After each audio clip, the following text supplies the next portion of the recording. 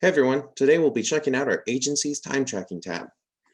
This is a very useful tab for agency managers, as in it, once you access it via the agency manager and the time tracking tab, you can see all hours volunteers have logged for your agency, as well as what need they've logged them for.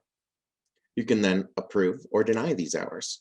We don't have any needs here because all hours submitted by the agency manager are automatically approved. Now, we can also add in some hours for, say, someone who wasn't able to actually register with the website. From here, we would click Select a Need, and we'd pick our need, New Need. From there, we'd select the volunteer. Let's select Anonymous. From there, we would select a volunteer. Let's select Anonymous.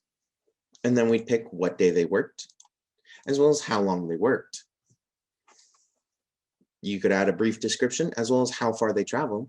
And then once we hit submit hour entry, voila, we have our hours added. Now you can view these hours in the stats tab. Please refer to the stats video for seeing any and all logged hours for users. But this is a very useful tab as it will help you keep track of how many hours volunteers have logged while working for your agency. And this can be very useful for getting approved for various grants and other funding situations. That's all for the basic time tracking tab.